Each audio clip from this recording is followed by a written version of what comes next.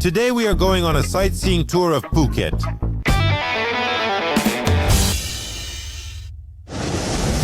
To begin with, we are picked up from the hotel and we drive to our first stop, elephant riding. Generally, there are several activities here depending on what you have chosen in advance. You can just feed the elephants with bananas bought here or ride them.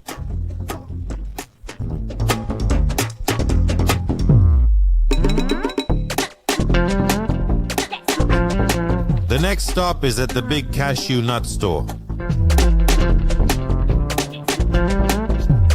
The distinctive feature of this place is an exhibition stand, where a specially trained person shows how exactly cashew nuts are cleaned and processed. In the hall itself, you can try different versions of the nuts with different additives.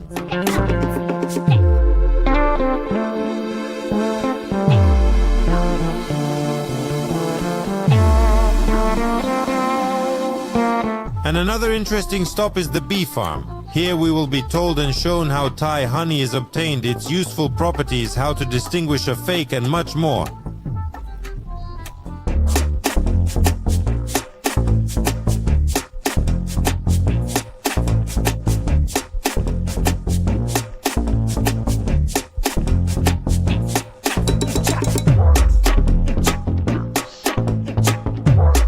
This tour does not include lunch, but we will still have a coffee stop. By the way, during the coffee break, there is a jewelry store nearby if anyone wants to visit it. And we move on to the most famous and largest temple complex on the island, Wat Chalong.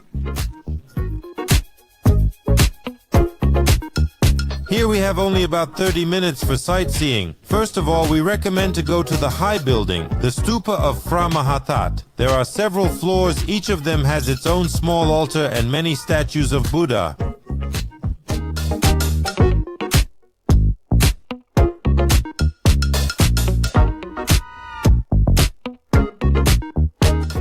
The Wat Chalong complex consists of several buildings, but you can't go in at all. For example, the main building for religious meetings, Ubasot, is closed to visitors. But next to it there is a small vihara with 3 statues of the 3 most revered monks of the temple. Here you can also have a traditional Siamese divination.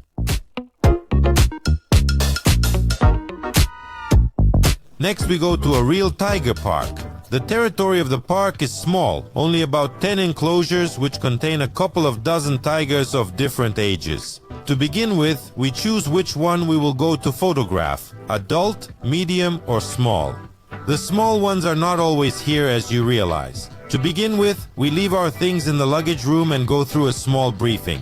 When communicating with tigers, you need to take into account some features of these animals. For example, the head and front paws cannot be touched. Soft stroking is also not encouraged because it seems ticklish to the tiger. We approach the tiger only from behind. Sometimes there can be lines, so be patient. While waiting, you can sit in a local cafe or restaurant or visit a local tiger-themed souvenir store.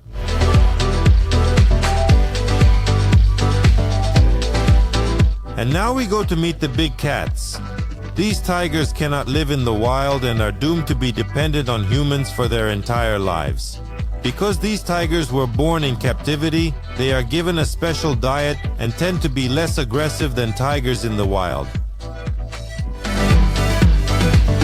Our next stop is at a temple, or rather a complex called Big Buddha. Here we walk for about 30 to 40 minutes. The temple is a complex consisting of 2 levels. Along the road are huge pieces of marble from which they make the lining of the main statue. Also here on the road is a small open temple, or rather an exhibition altar of Chinese deities. Given that the complex is located on a mountain, there are several observation decks that offer great views of Phuket. On the second level is the main attraction, a huge statue of Big Buddha to which a wide staircase leads. The height of the statue is 45 meters. In front of it is a large gong, a small altar with incense, statues of Kings Nariswan and Rama V, and a statue of a seated Buddha with a Naga snake. At the entrance to the temple, you can write your wish on a piece of marble, and then this piece is used to line the temple. By doing so, your wish will receive a blessing.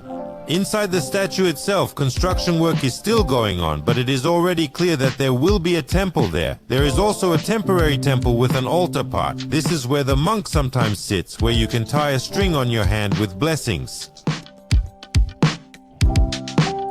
And that's the end of our tour, and we are going back to our hotels. And we will see you on the next excursion.